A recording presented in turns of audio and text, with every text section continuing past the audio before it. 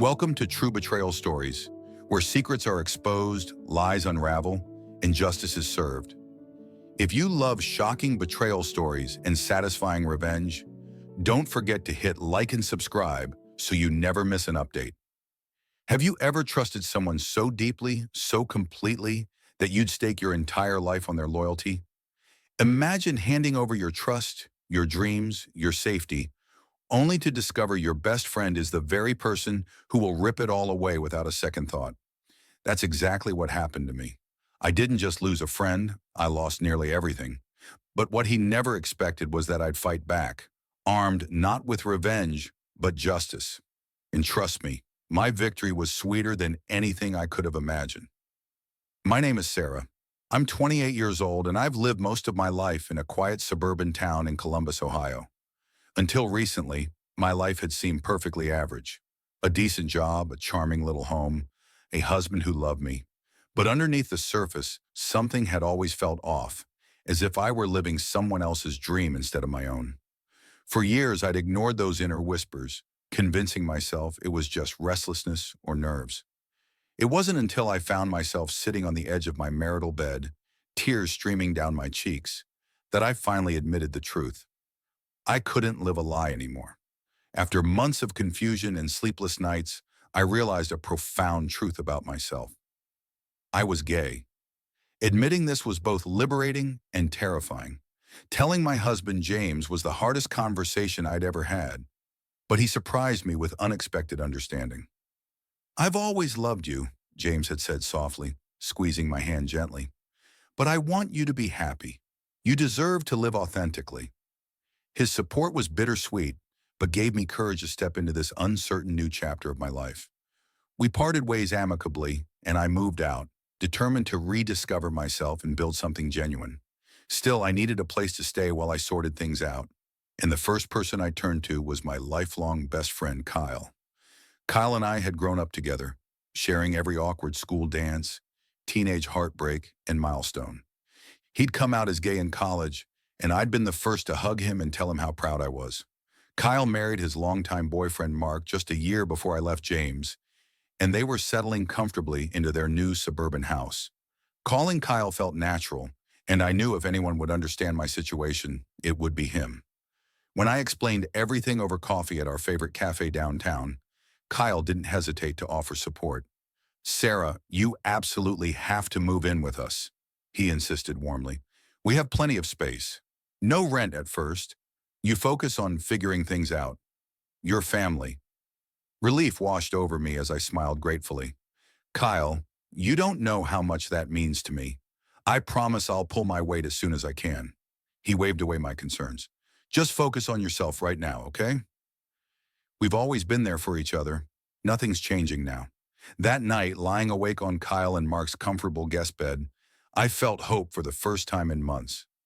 Finally, I could breathe. The house was bright, welcoming, filled with laughter and warmth. Kyle and Mark were perfect hosts, making me feel immediately at home. Mark was soft-spoken, quick-witted, and thoughtful, always checking in to see if I needed anything. Kyle, ever the life of the party, filled the evenings with funny stories and endless glasses of wine, his laughter echoing off the kitchen walls. The first weeks living with them felt like a dream. Freed from hiding who I was, I rediscovered the small joys I'd long forgotten. Kyle encouraged me to explore the city, reconnect with old friends, and embrace my new identity. "Sarah 2.0, he'd joke, clinking glasses and raising toasts to new beginnings. It felt liberating to finally be seen, fully and authentically, without secrets or fears. But soon reality began nudging gently at our idyllic setup. One evening, Kyle knocked softly at my door, appearing unusually somber. "Hey, Sarah, got a minute?" "Of course. What's wrong?" I asked, motioning him inside. He sat hesitantly at the foot of my bed, clearly uncomfortable. "I hate to ask this, I really do, but Mark's been having some medical issues lately, and the bills, they're piling up quicker than we expected. Do you think you could start paying some rent? Just something small until we get things under control." I immediately felt guilty for not offering sooner. "Oh, Kyle, I'm so sorry. You should have said something earlier. Absolutely, I'll contribute. How much do you need? Just a little would help, he replied, relief spreading across his face. You have no idea how much we appreciate it. It's honestly the least I can do, I reassured him, feeling better knowing I was helping rather than burdening them. Life continued smoothly after that conversation, with me pitching in financially and settling comfortably into our shared home. I even started attending a local LGBTQ plus support group, forming new friendships and finding encouragement from people who truly understood my journey. One afternoon, while preparing dinner together, Kyle turned to me with a mischievous grin. So, Sarah, any new romantic interests yet? You're out, proud and single. It's about time you started dating. I laughed, rolling my eyes playfully. Easy there. Let me catch my breath first. I'm still getting used to this new me. Kyle laughed warmly. Fair enough. But seriously, Sarah, don't underestimate yourself. You deserve happiness. As we laughed and teased, I felt immense gratitude for Kyle. How lucky was I to have a friend like him? I had no idea, of course, that beneath his friendly smiles and supportive words, something darker was quietly brewing. In those carefree early days, I was blissfully unaware of the storm ahead. I trusted Kyle completely, never imagining for a second that my best friend could become someone unrecognizable, someone who'd soon betray me more deeply than anyone ever had. If only I'd seen it coming, perhaps things would have been different. But trust has a way of blinding us, making us vulnerable to wounds we never see approaching until it's far too late. And trust me, the wound Kyle was about to inflict on me would be deeper, darker, and more devastating than anything I'd ever imagined. As the weeks passed, I began to feel more confident, more alive than I had in years. Kyle and Mark's home had initially been my safe haven, the perfect sanctuary where I could rebuild my life piece by piece. But gradually, something began shifting in the household dynamics. Kyle introduced a new roommate named Ava, a vibrant young woman around my age who, like me, was part of the LGBTQ plus community. Ava moved into the spare bedroom at the far end of the house, quickly brightening the atmosphere with her infectious laughter, quirky sense of style, and boundless energy. From the first moment we met, Ava and I clicked effortlessly. We bonded over shared experiences, late-night talks about our identities, and countless Netflix marathons fueled by popcorn and ice cream. For the first time in my life, I had a friend who truly understood me, not just intellectually, but on a deeply personal level. Ava encouraged me to be brave, to put myself out there, and to embrace my newfound freedom. Sarah, you've hidden your light way too long, Ava would tease, nudging me playfully during movie nights. It's time for the world to see who you really are. We spent weekends exploring Columbus's vibrant neighborhoods, attending local pride events, and meeting new friends who warmly welcomed us into the community. It felt exhilarating, like stepping into sunshine after years trapped beneath clouds. I laughed more, worried less, and finally started feeling like myself again. Yet amid all this newfound happiness, I began noticing subtle changes in Kyle's behavior. He became quieter, withdrawn, even moody at times. At first, I assumed it was related to the stress of his financial struggles or Mark's medical bills, but gradually I realized something else was bothering him. One evening, Ava and I returned home from a lively night out with friends. It was late, and the house was dark except for a single lamp illuminating the living room. Kyle was waiting silently on the couch, staring into space. Hey, Kyle, I greeted gently, sensing something off. Everything okay? He barely glanced up, murmuring, Fine, before abruptly rising and retreating to his room without another word. I exchanged a confused look with Ava, who shrugged lightly, whispering, Maybe he had a bad day. But Kyle's mood didn't improve. Over the following days, he began isolating himself, growing colder each time Ava and I laughed together or shared plans. One afternoon, while Ava and I sat chatting over coffee at the kitchen table, Kyle entered the room, his demeanor noticeably tense. You two seem awfully cozy, he remarked dryly, his tone unusually sharp. Glad you're having fun. Ava raised an eyebrow, puzzled by his sudden hostility. We're just talking, Kyle. Want to join? He waved dismissively, grabbing a soda from the fridge. No thanks. You two clearly don't need company. As he walked out, I felt a pang of guilt, unsure why he'd suddenly become so sensitive. Ava frowned softly, leaning closer. "What's gotten into him lately?" she asked quietly. "I have no idea," I sighed, "but something's definitely off." The tension escalated days later when Kyle stormed into my room without knocking, holding an empty wine bottle. His eyes flashed with anger. "Seriously, Sarah? Wine?" Kyle snapped harshly, shaking the bottle in my face. "You know I'm in recovery. You think it's funny bringing alcohol into my house?" Stunned and embarrassed, I stammered quickly. "Wait, Kyle, I didn't—" "Oh, save it," he interrupted sharply. "I can't believe you disrespect me like this, after everything I've done for you." Ava appeared in the doorway behind him, confusion etched across her face. "Wait, Kyle, that bottle was mine. I completely forgot it was in the kitchen. Sarah didn't even drink it." Kyle spun around, glaring at Ava briefly before returning his cold gaze to me. "Even if that's true, Sarah should have known better. This isn't some college dorm. Start acting like adults." He stormed out, slamming my bedroom door hard enough to make the walls tremble. I stood there shaking, embarrassment and confusion flooding me.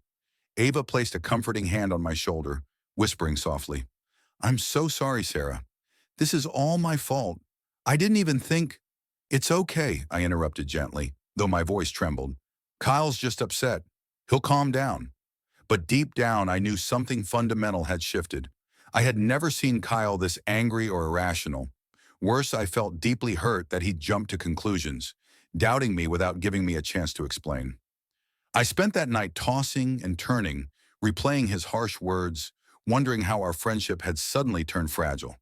In the days following, I tried approaching Kyle several times to apologize again and reassure him, hoping to mend the sudden rift.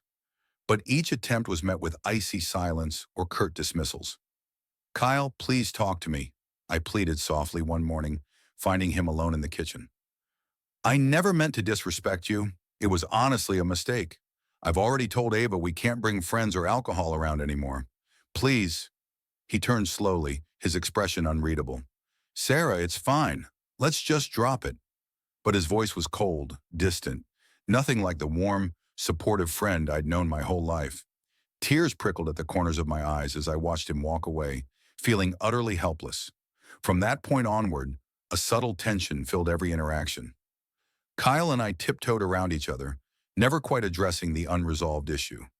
Even Mark sensed the tension, asking me privately one evening, "Everything okay between you and Kyle?" I forced a reassuring smile. "Just a misunderstanding. We'll be fine." Yet I wasn't convinced we would. Something had broken between us, a trust I'd never imagined could be shattered by something so small, so seemingly insignificant. Despite this, I resolved to fix it. I loved Kyle like family. I couldn't simply let our friendship fade. I began avoiding going out with Ava as frequently, hoping Kyle might notice my efforts. I spent quiet evenings alone in my room, feeling isolated, yet hopeful things would eventually return to normal. But as days passed, Kyle's attitude only hardened. I found myself wondering if the issue was truly about alcohol, or if Ava's presence in our budding friendship was threatening to Kyle in ways neither of us fully understood. Little did I know, this seemingly minor incident was just the first tiny crack in the foundation of our friendship. A crack that would soon widen into a chasm of betrayal and heartbreak I never saw coming. And soon enough, I'd find myself fighting not just to salvage our friendship, but for something much bigger: justice. Life at Kyle's home had transformed from peaceful coexistence into an uneasy tension that lingered quietly in every hallway, every shared glance, every muted conversation. Despite my best efforts to smooth things over, Kyle remained distant and aloof. Our friendship, once strong and reassuring, felt fragile, like glass balanced precariously on an edge. Then came Linda. Kyle announced one morning at breakfast that he'd found 2 additional tenants to ease his financial strain. Linda, a middle-aged woman from his workplace, and her teenage daughter, Emily. Linda immediately made her presence known, marching through the home with an authoritative air, issuing thinly veiled criticisms at every turn. She and Emily moved into the basement suite, quickly rearranging furniture and imposing their strict routines on everyone else. On her first day, Linda cornered Ava and me in the kitchen, scrutinizing us with narrowed eyes. You two girls like having your fun, don't you? She remarked sternly, adjusting her glasses. Let's keep it reasonable around here. Emily has schoolwork, and noise won't help her study habits. I glanced at Ava, who raised an eyebrow in quiet disbelief. We were adults, yet Linda addressed us like misbehaving teenagers. Still, hoping to maintain harmony, I forced a smile. Of course, Linda. We'll keep things quiet. Linda nodded sharply and left the kitchen, leaving Ava and me exchanging wary glances. Ava leaned toward me, whispering sarcastically, "She seems delightful." Shortly after Linda moved in, Eric arrived. Eric was a young man in his early 20s, friendly enough, but clearly unsure of himself. Kyle explained he'd sleep on the living room couch temporarily, then take Ava's room once she moved out next month. Ava's pending departure had been planned for a while, but the sudden crowding of the house now felt overwhelming. With the home now housing 6 people, tension quickly reached new heights. Privacy vanished entirely, replaced by constant irritation and subtle hostilities. Linda made no secret of her disdain for me, frequently muttering passive-aggressive remarks about my belongings being left out or my cooking habits, small jabs designed to provoke reactions. Then one evening, after a particularly exhausting day at work, I returned home to find Kyle waiting in the kitchen, his face drawn tight with discomfort. "Sarah," he began awkwardly, shifting his weight from one foot to another. "We need to talk." My stomach twisted anxiously. "What's wrong, Kyle?" He sighed deeply, his eyes avoiding mine. "Look, this just isn't working anymore. Linda's complained repeatedly about you not respecting house rules, leaving messes, bringing Ava and her friends around too often. I don't have the energy to keep dealing with it." My jaw dropped in disbelief. "Kyle, none of that's true. I've been extra careful. You know I've kept my friends away lately. I've done everything you've asked." He shook his head, clearly uncomfortable. "Linda's upset, and frankly, Mark and I agree. It's best if you move out." My pulse quickened in panic. "Move out?" "Kyle, I pay my rent every month. I've done nothing wrong. At least give me some time to find somewhere new." Kyle winced slightly, still not meeting my eyes. "I'm sorry, Sarah, but Linda insisted. We need you out within 5 days." 5 days? I gasped, my voice rising in disbelief. "Kyle, you know that's not even legal, right? You can't just throw me out." "Sarah, don't make this harder than it needs to be." Kyle interrupted sharply, his tone suddenly firm. "You need to leave. I'm sorry." I stood frozen, shocked, and deeply wounded. My best friend, the one person I trusted implicitly, was turning me out on a whim, all because of a woman he'd known less than a month. Stumbling blindly toward my bedroom, I slammed the door behind me, fighting tears of anger and betrayal. My fingers trembled as I reached for my phone, calling my older sister Megan. Her comforting voice steadied me slightly as I explained the situation, choking back sobs. Within an hour, my phone buzzed again. This time it was Dad, his gentle but concerned voice providing instant reassurance. "Sarah, sweetheart, listen, don't worry. I'll be there first thing in the morning. We'll get everything sorted out." I barely slept that night, tossing and turning, my heart racing with anxiety and disbelief. By dawn, I heard my father's familiar truck pulling into the driveway. Seeing him standing there, strong and dependable as ever, instantly eased my panic. Dad wrapped me tightly in his reassuring embrace. "Come on, honey, let's get you out of here." As we began packing boxes and carrying belongings to the truck, Kyle was noticeably absent, conveniently avoiding confrontation. Mark hovered silently nearby, awkwardly offering assistance while mumbling half-hearted apologies that did little to soothe my wounded heart. In the chaos of rushing to vacate within Kyle's absurd timeline, I quickly realized not everything would fit in Dad's truck. My grandmother's antique clothing collection, a cherished inheritance filled with precious memories, sat safely packed in boxes waiting in the garage. I approached Mark cautiously, anxiety gripping me. "Mark, please," I begged softly, my voice thick with emotion. "I don't have space for Grandma's stuff right now. Can you promise to keep it safe for just a few days? I'll come back soon." Mark nodded sympathetically. "Of course, Sarah. We'll take good care of everything." I looked around the house one last time, a place that had briefly felt like home. now overshadowed by betrayal. With heavy steps, I climbed into Dad's truck, my heart aching deeply. Days later, once settled temporarily at Megan's house, I returned to Kyle's place to collect the remaining belongings. But when I knocked, no one answered. The garage was locked, silent, empty. Panic surged through me as I desperately tried calling Kyle's number, only to find myself immediately blocked. Tears stung my eyes. They'd shut me out completely, leaving me unable to reclaim what belonged to me, including priceless memories of my grandmother. Standing there outside that locked garage door, betrayal seared deeply into my soul. Returning to Megan's house empty-handed, I sat alone in her guest room, feeling utterly helpless. My father quietly entered, sitting beside me on the bed, his presence a gentle comfort. "I trusted Kyle more than anyone, Dad," I whispered, heartbroken. "How could he do this to me?" Dad squeezed my shoulder gently. "Sometimes people show their true colors when times get tough, honey. It hurts now, but you'll be stronger for it. I promise." Nodding silently, I knew one thing for sure. I couldn't let Kyle simply get away with this cruelty. I'd trusted him, given him loyalty, kindness, friendship. In return, he'd stolen my security, my belongings, my grandmother's precious memories. If Kyle thought I'd accept defeat quietly, he was dead wrong. A spark ignited within me, a fierce determination to reclaim my dignity, to demand justice. Kyle had betrayed the wrong person, and soon he would find that out for himself. After several sleepless nights spent tossing restlessly at Megan's place, I finally mustered the courage to return to Kyle's home one more time. Deep down, I knew I needed closure. Not just for myself, but also for my grandmother's irreplaceable belongings. Those boxes filled with cherished memories weren't just clothing or items.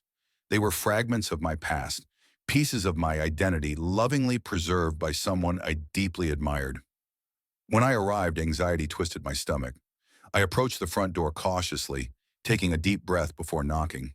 The house was silent for a long, uneasy moment, until finally the door swung open to reveal Linda standing there, arms crossed defensively over her chest. "What do you want, Sarah?" she snapped, her eyes narrowing suspiciously. "I'm just here to pick up the rest of my things, Linda. I left some important boxes in the garage," I explained carefully, keeping my voice calm, despite the rage simmering beneath the surface. Linda shook her head dismissively. "There's nothing left here. Everything was cleared out days ago. Kyle told you that." I stared at her in disbelief. No one told me anything. My grandmother's belongings, those were priceless to me. Kyle promised to keep them safe until I came back. You can't just throw things out like that." Linda's expression hardened, her voice sharp and cold. "I suggest you speak to Kyle about it. Now please leave, or I'll call the police." My heart pounded furiously as she slammed the door shut. Panic flooded through me, and tears blurred my vision as I backed away, stunned by the sudden cruelty. I immediately dialed Kyle's number, desperate for answers, only to find myself blocked once again. Frustration and betrayal clawed at my chest. That night, I sat alone in Megan's guest bedroom, scrolling numbly through social media, hoping to distract myself from the heartbreak. Suddenly, my thumb paused over a familiar photo. My stomach churned violently, nausea sweeping over me. There, clearly visible on Instagram, was Kyle, grinning smugly at the camera in a vintage leather jacket my grandmother had meticulously preserved. His caption read, "New jacket, who dis? Nasha vintage finds." I felt physically sick. How could he be so brazen, so blatantly disrespectful? Shaking with anger, I continued scrolling, my heart sinking further with every swipe. Next came Linda, smiling in one of my favorite wool sweaters, commenting about her latest thrift store haul. Then Eric, casually posing in a flannel shirt I'd worn countless times, jokingly captioning it, "Secondhand chic courtesy of Kyle's garage." The reality struck me like a physical blow. Kyle hadn't simply thrown my things away, he'd deliberately stolen them, passing them out casually to his new housemates as if they meant nothing. Each photograph felt like another stab wound, another layer of betrayal slicing deeply into my soul. Tears spilled uncontrollably down my cheeks. My grandmother's treasured possessions, heirlooms filled with history, love, and irreplaceable memories. had been reduced to meaningless accessories worn carelessly by people who had no idea of their significance. Unable to contain my pain, I sobbed openly, mourning not only the loss of material possessions, but the devastating loss of trust. Kyle wasn't just my best friend. He'd been family. We'd shared a lifetime of secrets, laughter, and love. Yet in one cruel act, he'd shattered everything we'd built. My sister Megan rushed into the room upon hearing my cries, wrapping comforting arms around me as I wept. "Sarah, honey, what's wrong?" I showed her my phone, unable to speak through sobs. Her eyes widened in shock, and soon anger flashed across her face. "Oh my God," she whispered, voice trembling with rage. "Sarah, that's horrible. Kyle did this?" I nodded weakly, wiping tears away. "All of them. Wearing grandma's things like they're worthless. He took everything from me, Meg. Everything." Megan held me tighter, gently stroking my hair as she whispered reassurance. "We'll figure this out, Sarah. He won't get away with this." My father arrived shortly afterward, his expression a mixture of compassion and restrained anger as Megan showed him the images. Dad, ever calm and composed, placed a reassuring hand on my shoulder, speaking firmly. "Sarah, we have proof right here," he said steadily. "Kyle made a big mistake doing this so openly. He violated your trust, your property rights, and every basic decency of friendship. I promise you, we will make this right." Despite Dad's comforting words, sleep eluded me again that night, replaced by endless thoughts circling back to Kyle's betrayal. The feeling of helplessness quickly hardened into something fiercer: resolve. Kyle believed he could humiliate me, stealing from me without consequence. He was wrong. Over the following days, I channeled my grief into determination. I printed screenshots of every photograph, meticulously documenting captions, timestamps, and evidence clearly demonstrating my ownership. My heartbreak slowly gave way to purposeful anger, a newfound strength I didn't know I possessed. Yet behind my growing strength lingered profound sadness, the loss of a friendship I'd always considered unbreakable. The Kyle I'd known had vanished, replaced by someone cold and unfamiliar, capable of cruelty I'd never imagined possible. Each night brought memories of our past, laughter echoing faintly in my heart, each moment bittersweet, now tainted by betrayal. One quiet evening, Ava called unexpectedly, her voice filled with genuine sympathy upon hearing my story. "Sarah, I'm so sorry. Kyle's behavior is disgusting. You deserve better than this. Anything you need, I'm here." Ava's call, sincere and supportive, reminded me that true friendship was still possible, even after profound betrayal. Her kindness renewed my resolve and determination, reminding me that Kyle's actions did not define me. He'd chosen betrayal, but I refused to let his cruelty defeat me. I began researching legal options, poring through tenant rights and property laws specific to Columbus, Ohio. The more I learned, the clearer Kyle's wrongdoing became. His impulsive actions weren't just immoral, they were illegal. He had stolen from me, discarded me, and then blatantly flaunted his crimes publicly. Armed with knowledge, evidence, and an ironclad determination, I knew it was time to stand up and fight back. Kyle had underestimated me, believing I'd quietly fade away after his betrayal. But he'd forgotten something crucial. Beneath my kindness lay resilience and courage he'd never fully recognized. Kyle's betrayal had wounded me deeply, but I was finally ready to reclaim my dignity. No longer the timid victim he'd hoped for, I was prepared to confront him head-on, not with vengeance or bitterness, but with justice. And I would make certain Kyle understood clearly. Betraying me had been the biggest mistake of his life. Determined not to let Kyle's betrayal define me, I dove headfirst into research, spending countless hours immersed in Columbus's tenant rights and property laws. Late nights became my norm, illuminated by the bluish glow of my laptop screen, surrounded by empty coffee cups and stacks of printed documents. The more I learned, the more empowered I felt. Kyle had crossed multiple lines, not just morally, but legally. I soon discovered that, according to Ohio state law, Kyle's abrupt eviction was completely illegal. Even without a written lease, tenants paying monthly rent had rights, and the law required a landlord to provide at least 30 days' notice before eviction.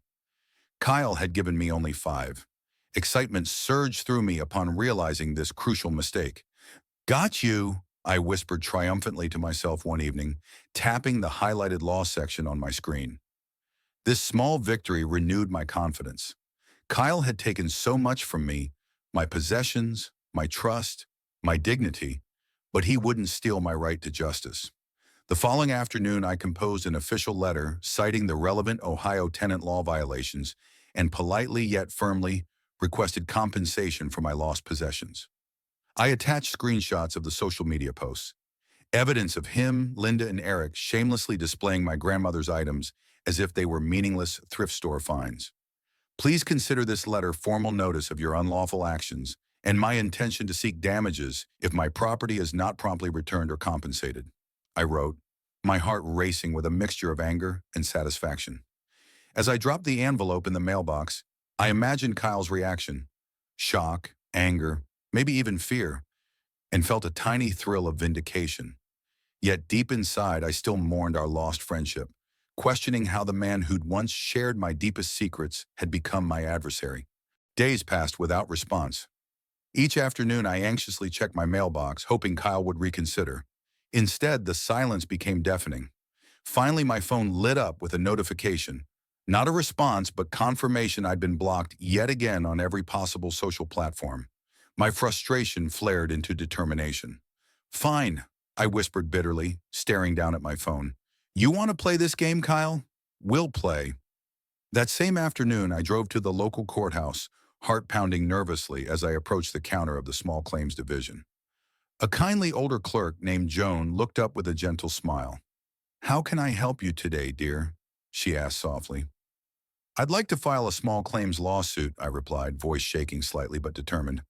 "My landlord illegally evicted me and stole property from me. I have evidence." Joan's eyes widened slightly, clearly intrigued. "That sounds serious. Do you have documentation ready?" I nodded eagerly, passing over my meticulously prepared folder. Joan skimmed quickly through the neatly organized screenshots, texts, and printed sections of tenant laws, eyebrows rising in approval. "You've really done your homework, haven't you?" She chuckled warmly, nodding with genuine respect. "Most people who come here barely know where to begin." "I didn't have much choice," I admitted with a weak laugh. "My grandmother's heirlooms were stolen. This wasn't something I could just let go." Joan squeezed my hand gently. "Good for you, dear. You deserve justice." Feeling bolstered by her kind encouragement, I completed the paperwork and officially filed my lawsuit against Kyle. Leaving the courthouse, a weight lifted from my shoulders. Whatever happened next, I'd stood up for myself, reclaimed some small piece of the dignity Kyle had tried to steal. Weeks later, the court date arrived. I dressed carefully, choosing professional attire that radiated confidence I didn't fully feel inside. Megan and my father accompanied me, their silent support strengthening my resolve. Sitting anxiously in the small courtroom, my pulse quickened when Kyle failed to appear at the scheduled time. The judge, an older woman named Judge Holloway, with a reassuringly stern demeanor, reviewed my carefully compiled documentation. Her brows knitted thoughtfully as she examined the social media screenshots and detailed timelines of Kyle's illegal eviction. "Miss Sarah Thomas, your evidence is remarkably thorough," she remarked, glancing at me over her reading glasses. "The defendant's absence today speaks volumes. Considering the strength of your documentation and his clear failure to provide legally required eviction notice, the court rules in your favor. Judgment awarded, $3,000. Relief and disbelief washed over me simultaneously, nearly knocking the breath from my chest. Tears welled in my eyes as Megan squeezed my hand tightly in quiet triumph. Yet my celebration quickly turned bittersweet when weeks passed without Kyle complying with the judgment. Letters sent by the court returned unopened, marked address unknown. Kyle seemed determined to avoid responsibility, frustrating my every attempt at justice. One evening, in exhausted desperation, I returned to the courthouse, hoping Joan might offer guidance. When she saw me, her eyes softened with compassion. "Still having trouble collecting, dear?" she asked knowingly. "Yes," I sighed, defeated. "Kyle keeps avoiding every legal notice. I'm running out of options." Joan paused thoughtfully before leaning forward, lowering her voice conspiratorially. Look, I'm not technically supposed to do this, but I pulled Kyle's updated address from a separate filing he made recently. Maybe this will help? Gratitude surged through me, nearly bringing tears. Joan, you have no idea how much this means. She smiled warmly, patting my hand gently. Go get your justice, Sarah. You deserve it. With Kyle's new address finally secured, I promptly filed a wage garnishment order, forcing Kyle's employer to deduct payments directly from his paycheck.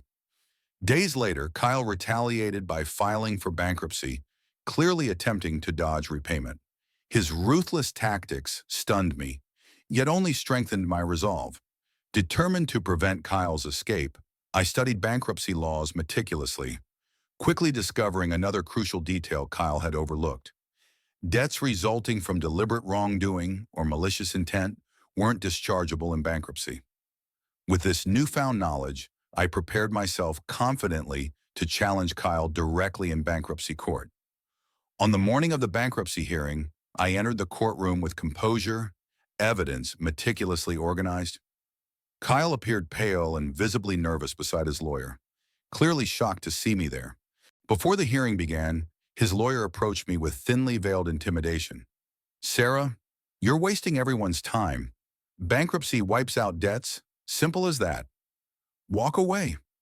I lifted my chin defiantly, speaking calmly yet firmly. Actually, it doesn't. Not when debts stem from theft and deliberate misconduct. I suggest you check your facts. The lawyer hesitated, surprised by my confidence, before retreating silently. Kyle refused to meet my eyes, nervously fiddling with his sleeves. He knew deep down he'd lost control. After presenting my compelling evidence, the judge firmly reminded Kyle and his attorney that bankruptcy would not shield him from responsibility. Defeated, Kyle's lawyer approached me afterward, quietly offering settlement terms to avoid further embarrassment. We're willing to negotiate repayment, he muttered reluctantly. Immediate payment of $1,000 plus installments after. Agreed? I nodded graciously, a sense of victory finally settling over me. Justice had been served, not by vengeance or cruelty, but through careful determination, intelligence, and persistence. That night, holding the settlement check in my hands, I realized the greatest victory wasn't the money itself. It was knowing I'd stood strong, refusing to let betrayal define my future. Kyle's cruelty hadn't broken me. Instead, it had revealed my true strength. Kyle might have destroyed our friendship, but he could never destroy who I'd become. I'd fought back, reclaimed my dignity, and proven, to him and to myself, that I was stronger than betrayal. And in the end, maybe that was the sweetest justice of all. I left the courthouse that day feeling a surge of relief and satisfaction, clutching the official judgment document like a hard-earned trophy. $3,000 awarded in my favor. It wasn't just money, it was vindication. Kyle had underestimated me every step of the way, never imagining I'd stand up and fight back. But I'd done it, and it felt incredible.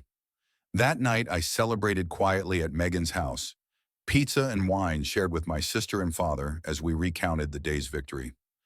Dad raised his glass proudly, smiling warmly. To Sarah, for standing up, being strong, and never giving up.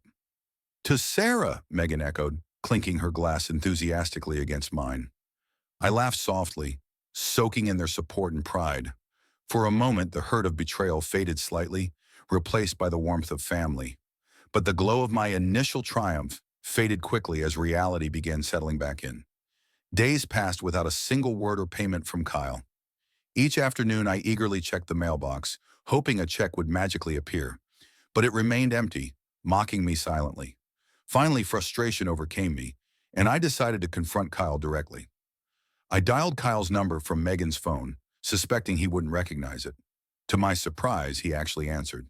His voice was terse, cold, and unfamiliar. Hello.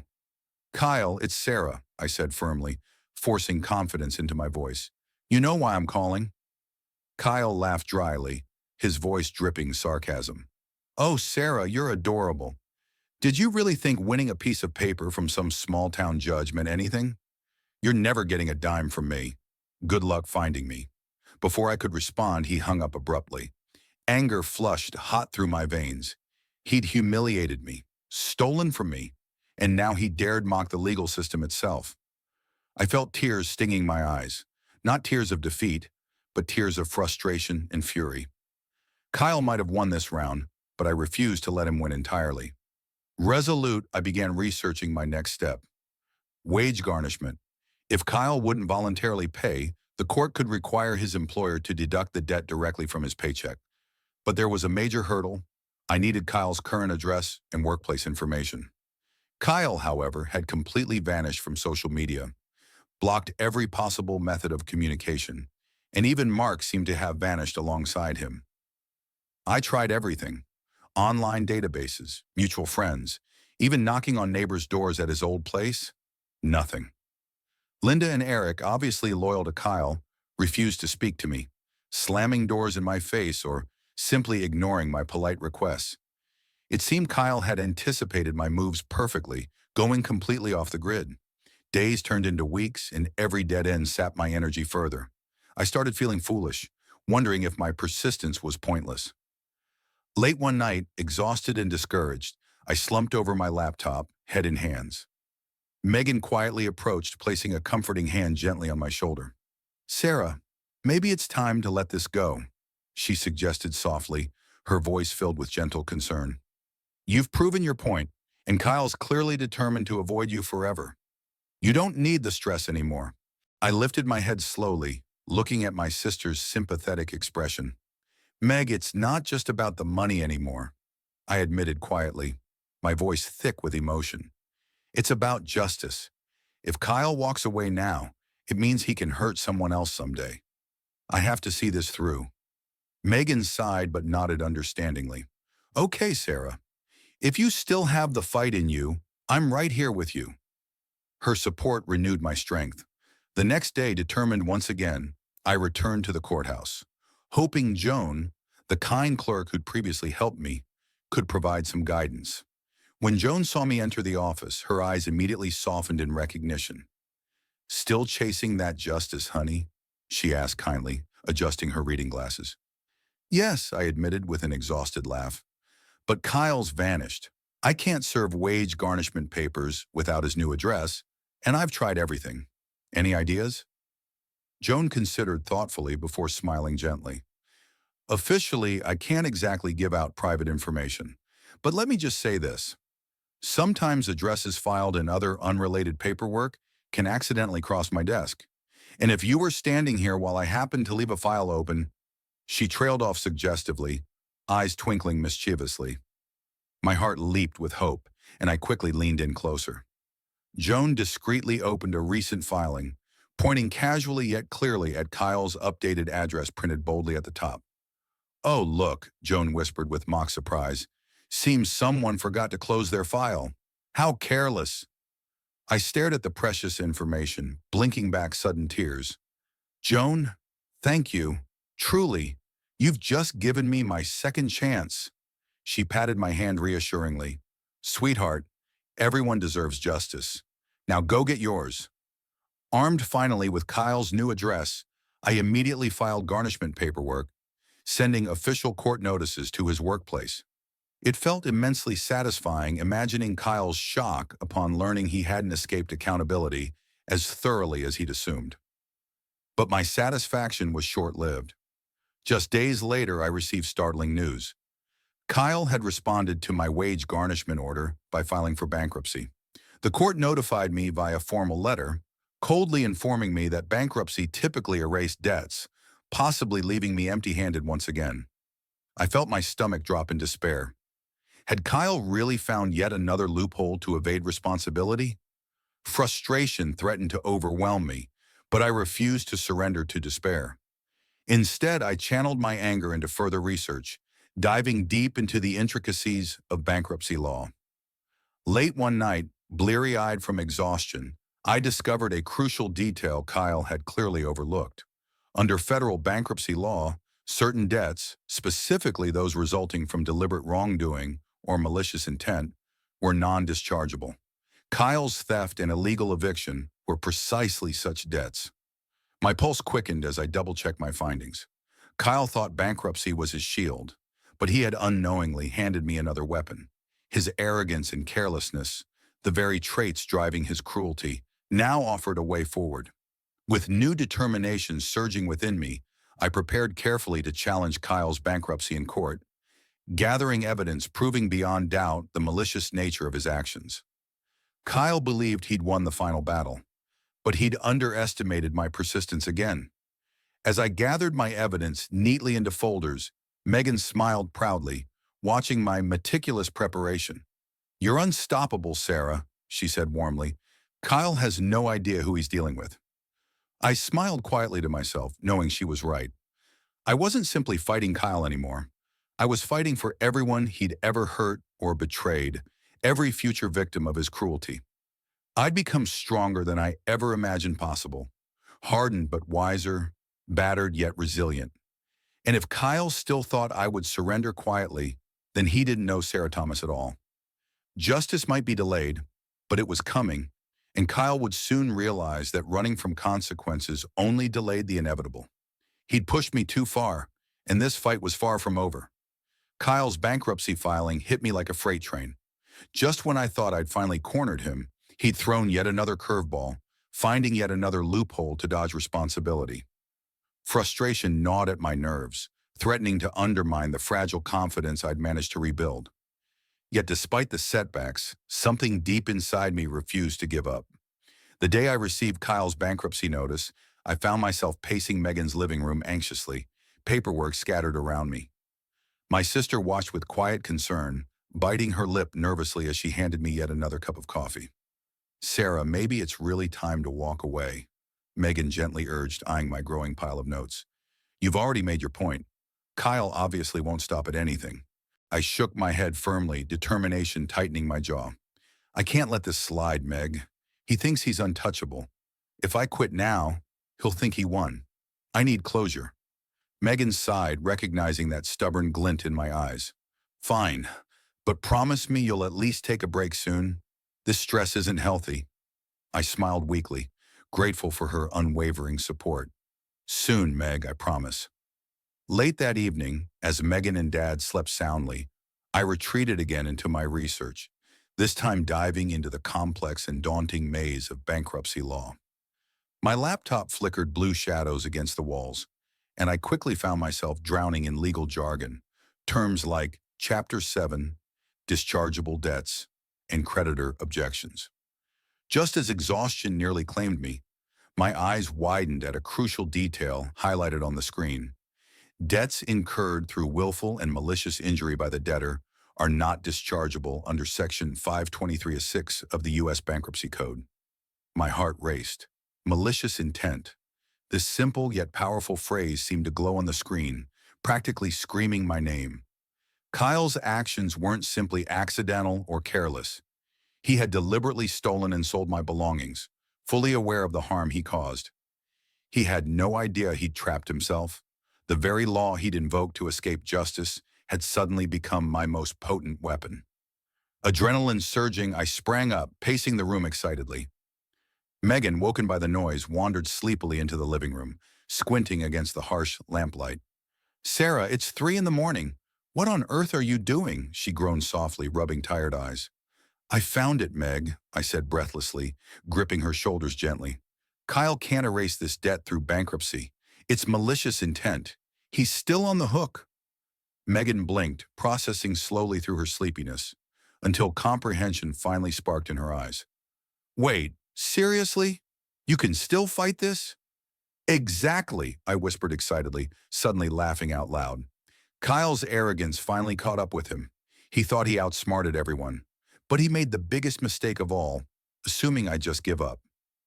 Megan, finally awake and sharing my excitement, hugged me tightly. "Oh, Sarah, I knew you'd figure it out." Renewed hope filled me with fresh determination. But to challenge Kyle's bankruptcy successfully, I knew I'd need indisputable proof of his malicious intent. Gathering evidence again, I carefully re-examined my documentation, pulling out screenshots of Kyle flaunting my possessions online, deliberately mocking and humiliating me publicly. Every post, every photograph, every cruel caption clearly demonstrated his purposeful cruelty. I spent the next few days meticulously assembling this crucial evidence into clear, persuasive arguments. Then, armed with newfound confidence, I contacted Joan again, hoping for additional guidance on filing a formal objection to Kyle's bankruptcy discharge. When Joan saw me approach the courthouse counter yet again, her eyes immediately sparkled with gentle amusement. "You know, Sarah, we really ought to give you your own desk here." I laughed softly, instantly comforted by her familiar kindness. "Maybe someday. But first, I need your help again. Kyle filed bankruptcy." Joan's expression softened immediately. "Oh no, sweetheart. I'm sorry. He's relentless, isn't he?" I nodded, briefly discouraged. "He is. But I discovered something important. Kyle's debt to me shouldn't be dischargeable under bankruptcy because it's from malicious intent. I just don't know how to formally challenge it." Joan's eyebrows rose in surprise, clearly impressed. "Sarah, you're practically becoming a legal expert yourself. And you're absolutely right. That's a powerful argument." She reached under the counter, pulling out yet another stack of forms. "Fill these out carefully. It's a formal creditor's objection. Provide your evidence clearly. Malicious intent can be tricky to prove, but your documentation seems solid." Gratitude surged through me, and I impulsively reached over, squeezing Joan's hand gently. "Joan, you have no idea how much your help means to me. You've done more than anyone." She smiled warmly, squeezing back gently. "Honey, sometimes the world needs fighters like you. Go teach him a lesson." Emboldened by Joan's encouragement, I completed my objection paperwork, carefully detailing Kyle's deliberate theft in public humiliation. As I handed the forms back, Joan nodded approvingly. "Good luck, Sarah. Something tells me you won't need it." Weeks later, the date for the bankruptcy hearing arrived. I entered the courtroom confidently, evidence folders clutched firmly in hand. Kyle appeared visibly startled by my presence, quickly whispering nervously to his lawyer. His attorney approached me first, offering a smug, dismissive glance. "Sarah, I admire your persistence, but bankruptcy is straightforward. Save yourself the embarrassment." I lifted my chin defiantly, voice calm but firm. "Actually, counselor, you should double-check Section 523(6). Malicious intent isn't dischargeable. Maybe you missed that class?" Surprise flickered briefly across his expression before quickly turning defensive. "We'll see about that," he muttered, retreating quickly to confer with Kyle. Throughout the hearing, I presented my meticulously prepared argument, confidently outlining Kyle's calculated cruelty and theft. The judge listened intently, examining each piece of evidence carefully. When Kyle attempted weak excuses, the judge raised an unimpressed eyebrow, visibly unconvinced. Finally, she spoke clearly, addressing Kyle directly. "Mr. Kyle Reynolds, debts arising from intentional and malicious acts cannot be discharged through bankruptcy. The plaintiff has provided compelling evidence of your intentional wrongdoing. Your bankruptcy does not relieve this debt. You remain liable to Miss Thomas." Kyle visibly paled, eyes widening in shocked disbelief. My heart raced with exhilaration. Finally, after months of struggle, after countless nights of doubt and frustration, justice had been served decisively. Leaving the courtroom, Megan and Dad hugged me tightly, their pride obvious. Joan, who'd quietly slipped into the courtroom to watch, gave me a small wave, eyes sparkling with satisfaction. I'd faced betrayal, humiliation, and every obstacle Kyle could throw at me. Yet I'd stood strong, relying not on bitterness or revenge, but truth, determination, and resilience. Kyle had underestimated me again and again, but now standing victorious, I knew clearly that my greatest triumph wasn't just legal, it was personal. Kyle had intended to break me. Instead, he'd shown me strength within myself that I'd never realized existed. My victory felt sweet, not because of Kyle's defeat, but because of my own transformation. Walking out into the sunshine, surrounded by family, I felt something I'd missed for far too long: genuine peace. Kyle had lost more than money. He'd lost control, dignity, and power. But me? I'd finally found myself again. And in the end, maybe that was the greatest revenge of all. The day of the bankruptcy hearing finally arrived, carrying with it a strange mix of anxiety and quiet determination. As I stepped into the courthouse, gripping my carefully organized folders tightly, I felt every heartbeat thud in my chest. Megan gave my shoulder an encouraging squeeze, whispering softly, "You've got this, Sarah." Inside the courtroom, Kyle sat stiffly beside his lawyer, eyes darting nervously as I approached confidently.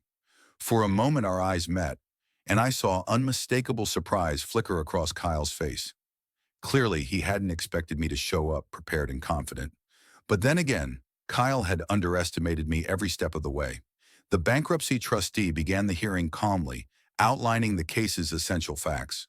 When my turn came, I stood slowly, took a deep breath, and spoke clearly, my voice steady despite my racing heart.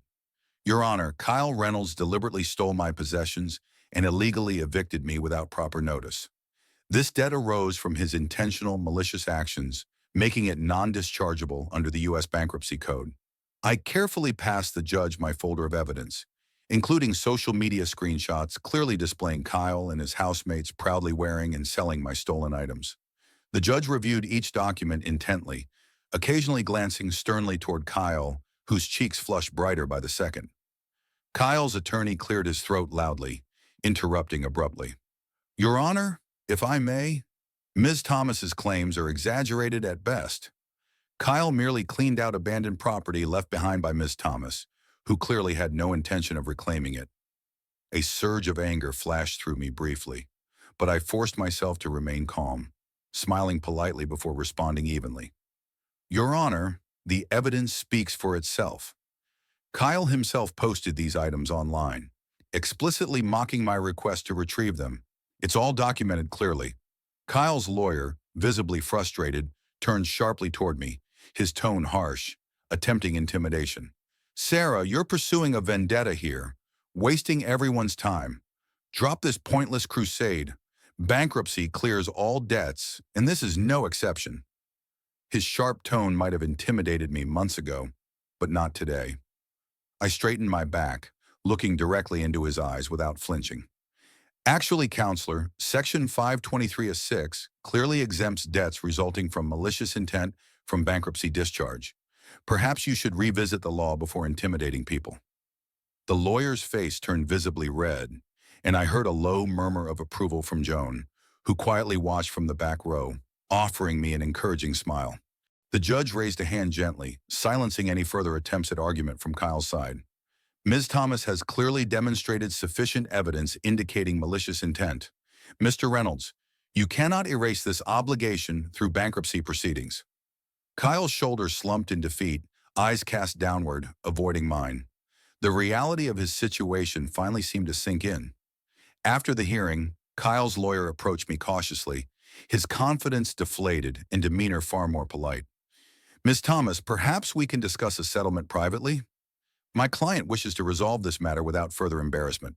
"I'm listening," I replied calmly, allowing myself cautious optimism. "We propose an immediate payment of $1,000, with the balance paid through monthly installments. In exchange, you'd withdraw any further legal challenges," the lawyer offered carefully.